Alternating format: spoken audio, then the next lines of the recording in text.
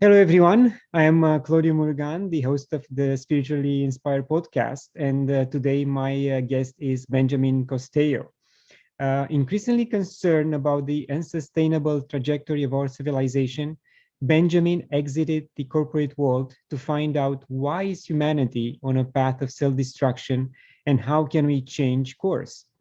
He is the executive director of New World Together, a transdisciplinary research and education platform pioneering a holistic approach to sustainability through human solutions. Benjamin has had spiritual emergent experiences and is a beautiful and inspiring speaker. Benjamin, thank you for joining me today. Thank you for having me, Claudiu. And you are in Bali at maybe plus 25, 30 degrees. I'm in Toronto at minus 20. So a lot of temperature discrepancy there. I think I'm on the other side of the world. Exactly. So these days we find this discrepancy in our daily lives, as you said, as I said in the introduction. And let's start with what type of industry you were on or were in when you decided to move out. So I was at the time I was in food distribution. I was working for a company who was importing food from all over the world and supplying it in high luxury hotels, fine food restaurants. And how that emergence from the corporate world started into the spiritual path? I think it was a whole process. I've been questioning my existence and society in general. Especially that I felt that something was not working as it should. And that questioning led me to have my first spiritual emergency at 25 years old. It didn't go very well. I was placed in a psychiatric hospital, medicated, told I was suffering from mental illness. And at the time, I really believed the psychiatrist. I ultimately recovered from that. And as I was continuing, I started my life journey. I started a corporate career, and I was hunted by my consciousness or by the idea that we, the human species, are in a self-destructive trajectory path. And that created a lot of cognitive dissonance in my corporate career, which I ultimately tried to deal with by going to a meditative retreat. And that meditative retreat was the great door opener. And did those retreats involve any psychedelics by any chance? It did not involve any psychedelics, but I guess that it opened some doors within me. And I kind of could feel intuitively that on the other side of these doors were the response to the questions I was asking myself. And so I decided to pursue. And that was the beginning of my spiritual awakening and also of my spiritual emergencies. So now that you are on this path, how do you think we can stop the self-destructive approach you identified? And also a lot of other people see it obvious, but they don't do anything. So what is your specific approach? Okay, so it is a very vast question, but I will try to respond on a step-by-step basis. From what we see right now, what we are facing, or the first obstacle on our path to changing trajectory is denial mechanism. The impending crisis for sustainability is an hyper object for human beings, in the sense that it challenges all our beliefs and our ability to control the outcome. Yet we have a primal survival instinct, ego unconscious mechanism that tells us that things that create too much discomfort or that we cannot control, we should avoid to think about it. And so basically we have unconscious defense mechanisms that stop us from really facing this reality as it is. And that's the first obstacle, because as we run away from the problem, then we don't have the difficult conversations that we need to have to really understand what is taking place.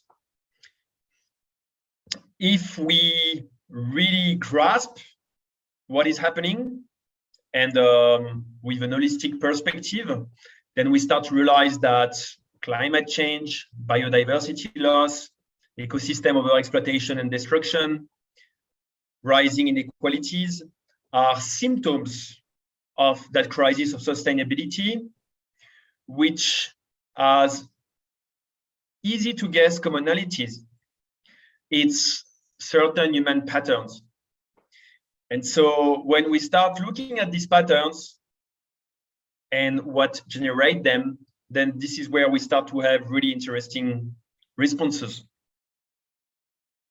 Yes, but see, we are based, or we live in a society which is based on a concept of for-profit. And I have nothing against people making money. It's part of who we are. And some of us will have more and some of us will have less. But in my opinion, this notion of capitalism was taken to an extreme where we have to buy continuously in order to keep up with the offer by these big corporations.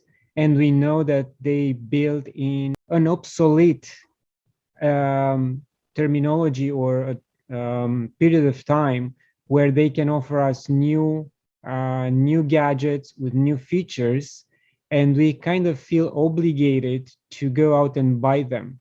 And that creates this never-ending cycle of want and pillaging more the resources the earth is offering us. So is there any way we can get out of this circle to scale back on what we want, and in fact is not necessary to live a decent life? Yeah, so we say for us, based on our findings, the response is definitely yes. But for that, we need to acknowledge and understand the root cause of the problem. So when we speak about capitalism, we are speaking about a collective co-creation that is hundreds of years old. And to understand why capitalism was created, we need to go back in history. Our ancestors were affected by severe deprivation. They didn't have enough to live comfortable lives. There was famines, plus there was a race for power at the time in which the tribes who were not powerful enough were conquered by those who were. And part of accessing power is about accessing resources. And so therefore, capitalism was created in the context of scarcity as a way to respond to a fear of not having enough. The issue that we have right now is that the paradigm has changed. We've developed the industrial tool. We are now in a situation of exponential technological progress. It's capitalism which keeps us on a perpetuate race for short-term profits, accumulation of capital, and growth is completely unsustainable in the context of exponential technological progress, and leads to what we are seeing right now, which is the overshoot of our planetary limits. Now, what's really important to understand is that behind this creation, this collective creation, this social structure that is capitalism, is the trauma and fear of scarcity. That is an ancestral collective trauma, ancestral collective fear, which comes with the belief that there is not enough for everyone on this planet, and that the more we have, the better. It's completely obsolete and unfit for purpose in our time, yet it is still driving our modern society, and we have not yet identified this as an issue. If you look at our value system today, it is still very materialist, very individualist, very consumerist. We have not yet recognized, because we have never been in that stage, we have not yet recognized that we could overconsume. I'm not saying that we've not been in that stage, but we've never suffered dire consequences on a global scale yet. It's the first time in human history that the human species has to acknowledge and integrate its planetary limits. And that primal survival instinct that's telling us that the more we have, the better, is completely unfit for purpose for doing so. And this, I think, it's part of educational process, and that's missing from our schools. I mean, financial education is very scarce in North America and in schools, and also even there is religion being taught in schools. In my opinion, is not the right way to do it in order for these kids to understand what's important in life from a spiritual perspective. And this subject comes up almost regularly in my discussions with my guests, because unless we get to a different level of consciousness to understand who we are, and in fact that we are not separated from each other, this desire to have more and more at an individual level or family level, we won't subside. It will be there all the time, continuously, until a natural cataclysm will wipe us out completely. Yes. So here, I think what's important to understand is that with these social structures and these ancestral patterns come systems of power. And these systems of power are established on the status quo. They don't want change. The consciousness that you are describing is very subversive. It's very liberating, because the systems of power right now, what they are manipulating is our unconsciousness. But consciousness cannot be manipulated, because consciousness recognizes manipulation for what it is. And so what we see right now is that the old system which are in place are trying to suppress this new knowledge because they are too subversive. Religion is very convenient. It is teaching people, mainly for most religions, to believe blindly. It's forbidden to question the religious belief. It's considered a sacred. And so that teach people to have a blind, to be submissive and subjugated to authority blindly, to not ask questions. So it's a great tool of power. The same goes for, in a way, capitalism, because it perpetuates a paradigm of scarcity artificially by wasting so much resources and by concentrating it in the hand of those who are on top of the game, and therefore keeps everybody busy trying to compete for resources, and therefore unable to stop and ask themselves questions about, is that making sense? Is that really what we need right now? Is this really helping humanity to move forward, or is it keeping us on the path of self-destruction? Yes. And so I think you mentioned awareness is an education are key. And if we want to be able to change at a systemic level, which is what is needed, what we need is collective awareness. And right now, we are not there yet. That's why A New World Together is a research and education project.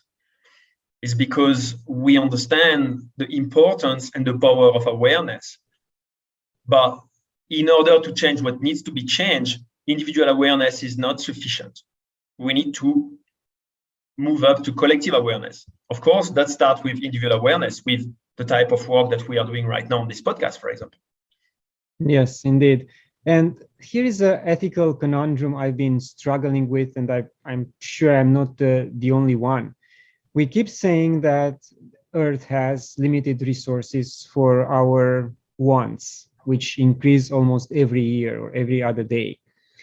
But at the same time, we are trying to eradicate world hunger, especially in Africa, which is a very rich continent. We try to eradicate various diseases, like cancer, which can also be eradicated if we take out all the crap from what we eat, but we don't want to admit that. And we develop new medicine and new vaccines and everything else. So on one side, we want to save lives. That means more population. On the other side, we keep saying that we have to reduce consumption. So somehow there are two contradictory terms and ideas which kind of conflict each other. How can we solve this ethical conundrum? So I think right now we have to recognize that the society as it is today is established on cognitive dissonance and contradiction.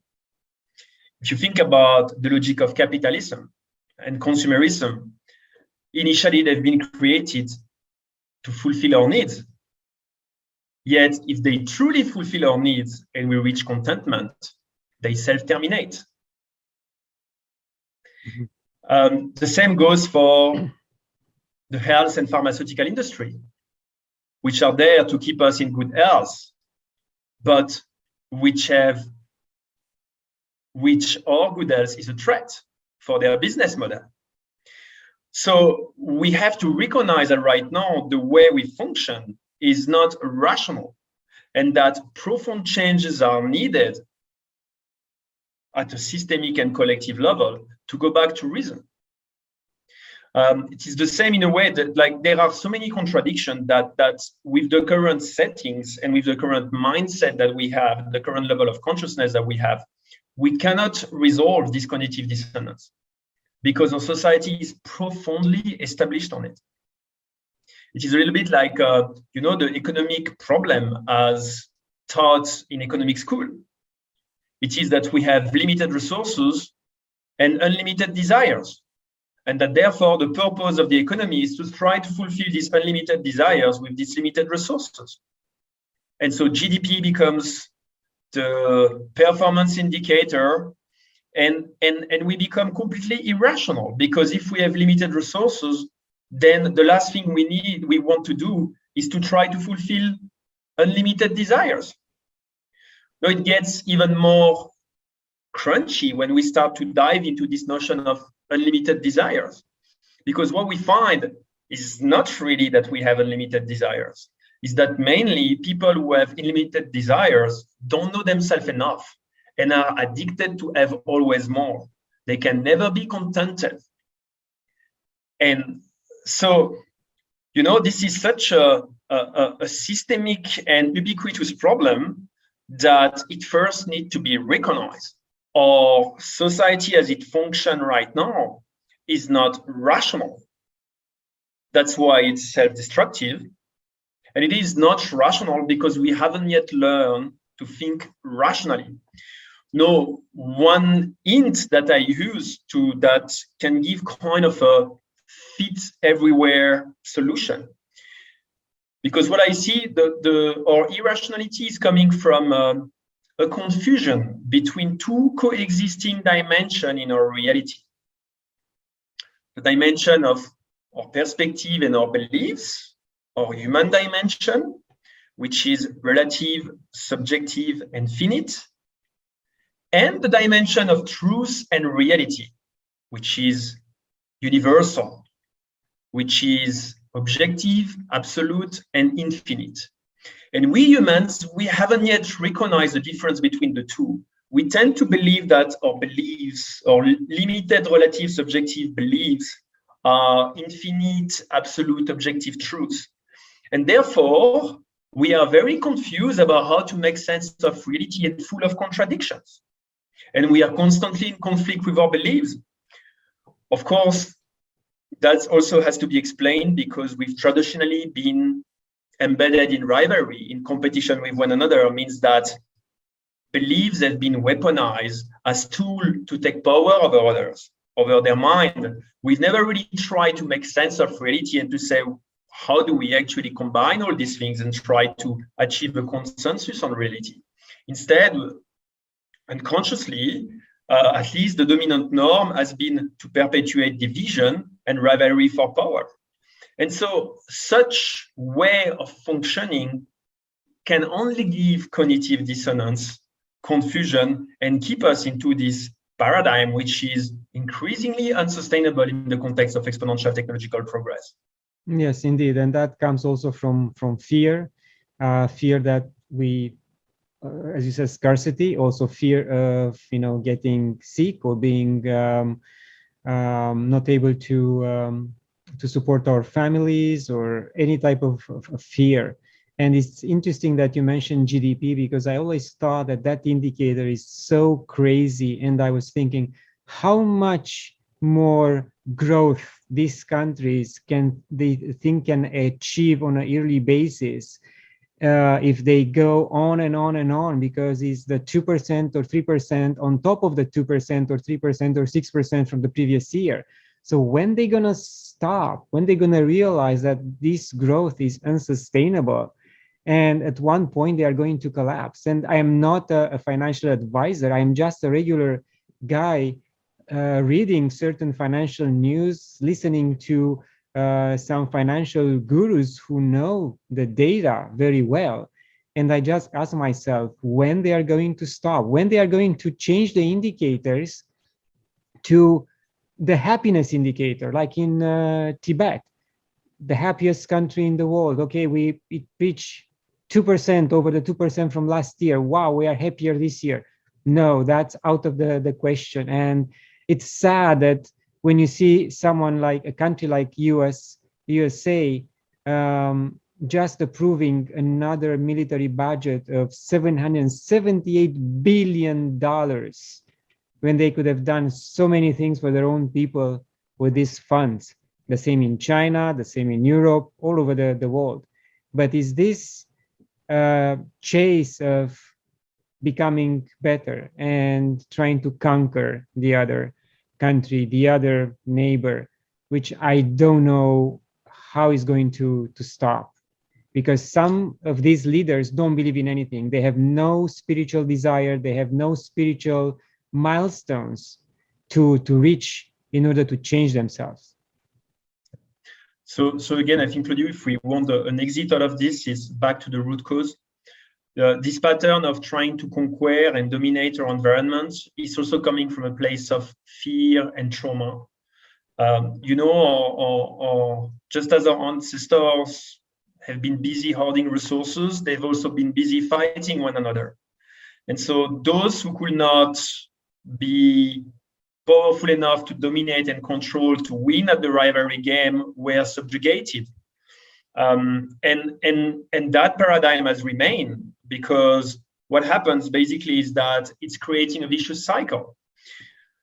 You have the threat and fear of hostility that has a primal survival response, trigger the need to dominate and control.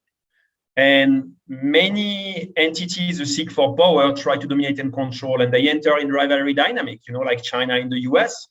And that perpetuates conflicts, that perpetuates tension, which are maintaining the threat and the fear. And so basically what we see is a vicious cycle.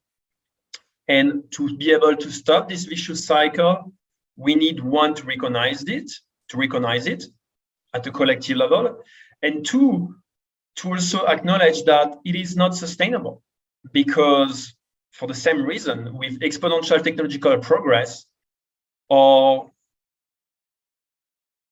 destructive power is increasing very consequently, and we now start to have catastrophic weapons, which, if they are being used, end up into potentially planetary catastrophes. So we have to evolve beyond this old paradigm in which we are separated and in competition for power, for resources, for status, and recognize that it is not serving us anymore. And more than that, it is increasingly representing an existential threat for the human species.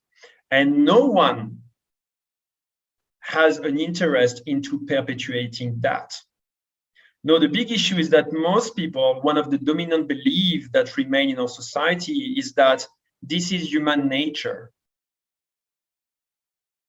What we see, what we found in our research is that this is not human nature. This is human wounded nature. which result in a separation from the self and an ego identity that thrive into this primal survival instinct because it doesn't know anything else. And so it is really once we recognize the wounds, we also see that there is a potential. You've probably already heard of post-traumatic growth, which means when we start to acknowledge and heal our wounds, what happens is that there is an expansion of consciousness, an expansion of knowledge, an expansion of empathy. And this is what we need as a species in order to overcome the existential risk of our times. And so our wounded nature or unresolved ancestral collective traumas are a pool of consciousness, a pool of knowledge, a pool of empathy, waiting to be untapped by the human species. And from that, major transformation can happen. But right now, we don't have the level of awareness needed to acknowledge and address these wounds. Yeah, so indeed. Yeah. So how successful is or has been New World Together so far, and how much attention did you draw to your research? So it's a big challenge because of this denial mechanism. So right now we are trying to enter in the academic world, and because we are coming from a non-academic background, we have some issues to adapt because they have some specific language, specific requirements. So we are trying to address that. I've done personally a lot of public talks and public presentations in Bali. I've learned a lot from simply the denial mechanism that I was facing. They are also part of, they are also what they've given us finally the knowledge that I'm sharing with you today. So we are starting to gain no interaction, but we are nowhere, I think, where we should be in terms of visibility, in view of the importance of the subject and the potency it has to really shift the trajectory in a different direction. I feel a little bit, I watched Don't Look Up recently, and I feel a little bit like these scientists who are trying to warn the human species that a comet is going to hit the planet and destroy it. And for us, the comet is a primal survival instinct, deep-rooted in ancestral traumas, deep-rooted in ancestral fear and ancestral beliefs, which is self-perpetuating and which we are not addressing. And so, just like the scientist in the movie, but I'm facing people who don't seem to, it's not like they are telling me that I'm wrong, but they just tend to withdraw and they become introspective, but they tend to disconnect because it creates too much discomfort. One of the reasons for that as well, it's important to, put sense making, understand what's taking place. In a paradigm in which we are in competition between one another, vulnerability is a threat because it's going to be used by your competitors against you. So we've learned to hide vulnerability. Yet this conversation is creating a lot of vulnerability. And so people don't want to have it. Yeah. And so we are working dedicatedly on that. I think, me showing up in this podcast is part of our effort to gain visibility. But I also understand that it will take time because there are resistance mechanisms that are very profound, and because this knowledge that we are bringing is extremely subversive and challenging for people to digest. Yes. And yes, I did watch Don't Look Up, and you know what the say is, Hollywood always tries to prepare us for what's coming. And we know there are certain celestial objects approaching. We don't know if they are going to hit us or not. Some scientists say that is imminent. When I say imminent, could be months, could be 2-3 years, but they are sure that is going to happen. And that could be the upheaval event that can erase some of our beliefs, and fears and reset us to much better human beings. We'll see. I think it's going to happen in our time, in our life. And that's why we are here to witness this amazing events. Yes. So for me, it's not only to witness it, but to catalyze it. Many people ask me if I am pessimistic or optimistic, but I'm telling them, game on. Like, we have a whole paradigm that is very well established, that appears very powerful, but for me, it's an illusion of power, because ultimately, its bases are very weak. It is full of delusions, full of cognitive dissonance, full of fear. And we have this emerging new paradigm that is coming to replace it. And there is kind of a race against time, because the old paradigm is not sustainable and self-destructive, and could bring the emerging new paradigm down with itself if it was to collapse too early. And so other events can happen from the outside, but I don't bet on that. I'm not expecting, a solution from the outside. I'm actually seeking for a solution inside that I can share outside to catalyze this process. I think for me, this is the best approach. And I know that the work that we are doing helps to do that. And I do my best to do it, the best I can. Yes, beautiful. So why did you choose Bali? I chose Bali actually 15 years ago. I think it was by chance. When I was in my 20s, I went for an internship in Singapore. And after that internship in Singapore, a friend of mine was going to vacation in Bali, and I followed him, and I fell in love with the place. And so I chose to try to settle there, and which I did. I found a job, and I had my corporate career in Bali, actually. So for 15 years, Bali is special. It's ultimately Bali that gave me my spiritual knowledge, that catalyzed my spiritual awakening and made me who I am today. And I have decided to stay at this moment, simply because it's a very, well, I've established my life for 15 years. So that's why I came to Bali. Yeah, I mean, I haven't been there, but I know it's a beautiful place. A lot of spiritual people went there, and a lot of retreats. And I know that Bali has a lot of healers. And I saw a couple of documentaries highlighting these special healers who just offer everything they have. They are very humble, live in very minimal conditions, because they don't need more on the physical side, but they are very rich on the inside, on the spiritual, at the spiritual level. So have you encountered any of these special people? Yes, absolutely. I notably, when I was affected by, when I came to Bali the first time, it was after my first crisis, and I was on medication. And it's a healer that allowed me to get off the medication, that kind of opened the door to spirituality, because back then I was a bit a dogmatic scientist who only believed in science. And then I had a demonstration that science was wrong, and some healer could actually do what science could not do.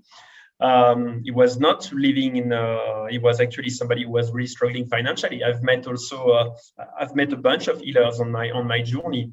And definitely I see Bali as one of the healing center of the human species in the coming transition. When I'm speaking about the coming transition is, based on our findings, what the human species need to do to achieve a sustainable transition is a regenerative transition, a healing of our individual and collective traumas, an evacuation of our ancestral collective fears, the ones that are not rational anymore, a dissolution of our limiting and divisive beliefs. And so I totally see Bali taking, this role and being one of the healing center during the transition. But again, we are not there yet, and we still have a journey and many challenges along the way before we can reach that level. And how is the island recovering economically right now? Because I know in the last 2 years there are no tourists allowed on the island. So right now the island is not recovering economically. It's still a major struggle for a lot of people. Because of the current economic model, which is also full of it also doesn't make sense in a way. But the economic model in Bali has been built on tourism. And so when tourism don't come, it's not that there is less resources. In fact, there is more resources because people are consuming much less, but there is no financial wealth anymore. And therefore, the resources are not circulating. A lot of people are struggling, and this is what's happening right now. So Bali is in a difficult situation. And I would say what saved it from total chaos is the solidarity and of the people and the strength of the community in Bali, because Bali remains a place in which people are not individualists but really take care of one another. Yeah, they still live in the, as you said, they have a community mindset of helping each other, coming together. Because they are not used to have a lot of things we used in the North American society or European Western society. They are used with coming up with solution for their small daily challenges, and they can find that in their backyard or at the neighbor or somewhere else in their community. So that's beautiful. Yes. Yes, absolutely. Benjamin, do you have a daily spiritual practice you can share with us? My daily spiritual practice, I start the day with meditation. But depending on my mood, between 10 to 20 minutes. Then I will do yoga for another 15 to 20 minutes, and then I will do fitness. And so that's what I do on a daily basis as part of my practice to keep my mind and my body fit. And do you follow any spiritual celebrities or gurus or whatever you were to call them? So I'm not a follower, but I get inspired by a lot of people. Not necessarily as you may hear, I have a quite almost not to say scientific, but I like to remain very grounded in my approach. During my process of spiritual awakening, I followed many spiritual leaders. Eckhart Tolle was one of them. But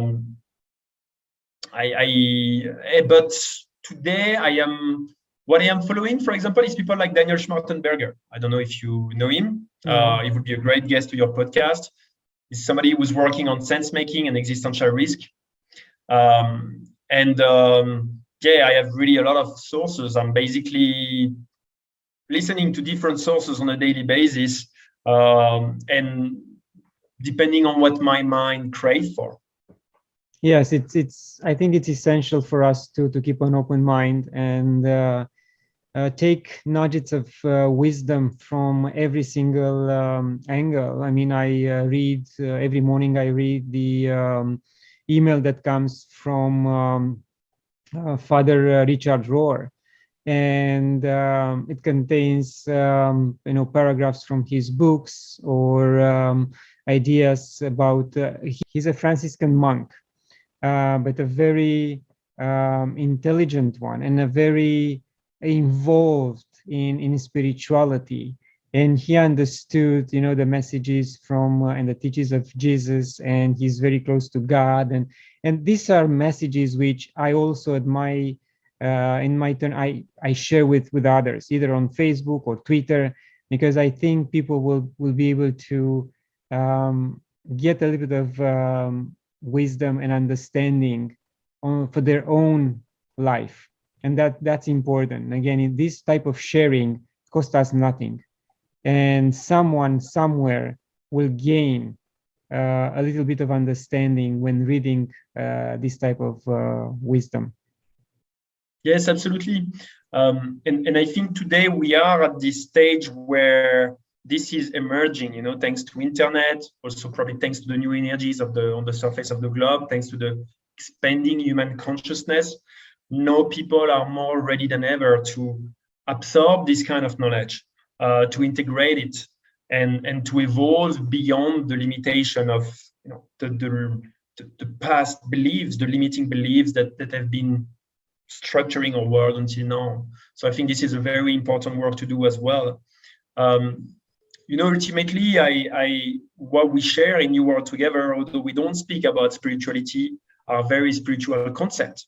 When we speak about rising above limiting beliefs and about the paradigm of competition, we're also speaking about unity. And we're also speaking about interconnectedness, interdependence. So I see all these approaches are complementary and necessary. Some of the audience might be more receptive to a spiritual message. Some of the audience is also more receptive to a more, I would say, scientific, logical, factual message. But I don't see any contradiction between the two. From where I look today, there is a perfect blending between spiritual knowledge and scientific or science, and this is also something that we want to share. There is no need to have opposition between these two dimensions of human knowledge and of human existence. Yes, at the same time, I don't think we have the scientific equipment to measure and monitor energetic phenomena, which it happened in our life. And again, the spiritual, deeply spiritual individuals who can manifest certain things cannot explain how they do it. They know they can manipulate energy. And again, there is no scientific equipment we can measure that. So that's why, in a way, we have to not see it to believe it, but believe it, and it will manifest in our life. And then you can measure it if you want to measure it, and put a value or attach a label to it. But it's very important, if you really want to step on the spiritual path and with your right foot, if I may say so, stop for a limited period of time to think of this concept, see it in order to believe it. Go the other way around and things will happen for you. I totally agree. I also tend to explain in a very simple way. I would say because we one of the big issue, one of the big resistance is coming from scientism, or the belief that only what is material does exist. But interestingly enough, if we look at, for example, just a thought or an emotion, they cannot be measures. They are not material, yet they do exist. They do materialize. If you just look, the materials that we are using to communicate with one another, they are all the result of imagination and thought processes.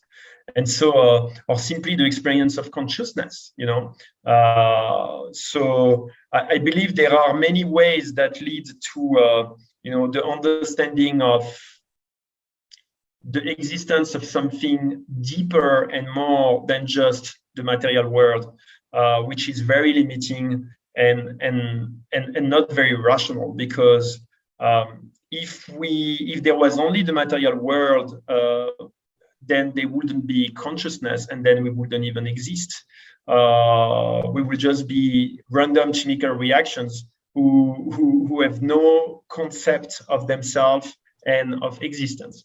So I think for me, the argument of scientism does not go really far and is not very rational. If we start to really look at it, face it fully. Yes, indeed, but they still need to have a job, so we'll leave it there for now. And speaking about the immaterial, the intangible, side of our life. I know Bali has some interesting volcanoes, and they all have their own spirits attached to it. Have you had the chance to climb them and encounter these spirits, or it's in your on your to-do list? So unfortunately, I am not very much in touch with the spiritual world or with spirits. My girlfriend does that very well, though. But I'm more in touch with logic and material world and my intuition. But to respond about spirits, I can tell you from my girlfriend that spirits are everywhere in Bali. Everywhere we go, the Balinese culture and religious practice keep spirits in close contact, and so it's a spiritually very rich island. But unfortunately, I'm not the right person to speak about it because I don't see or feel these things. So I know they are there, but I am not. I don't interact with spirits at this stage. Okay, so that's something you have to improve on, okay? I put it on my list. Yes, good. Benjamin, we are approaching the end of the interview. Any final thoughts? Final thoughts. I will say for the audience, these are critical times of human history. And I've been there myself. We are sometimes juggling between not really facing the scale of the challenges ahead of us and having an optimism based on just denying them and being completely depressed and overwhelmed. I just want to say that we can overcome the great challenges of our times. And for that, we need to face them in faith in our humanity, in faith in ourselves, and in faith that we can go through the emotional and mental turmoil that facing it might generate. And with an understanding that this emotional and mental turmoil is part of our evolution process. So not something to be feared, but simply a readjustment of our structure, of our being, to be able to embody the solution that we are meant to be. So that's what I would like to say, is that we have a beautiful future ahead of us. But before we can reach there, we have some big challenges to face, and we should not be afraid of the discomfort that facing this challenge might generate. Thank you very much for the positive message. Thank you for being with me today. All the best. Thank you, Claudiu. Thank you. And to my viewers, thank you for watching. Share it, like it. Download a free copy of my book when you visit my website. Support me on patreon.com/Claudiu Murgan. And until next time, love and gratitude.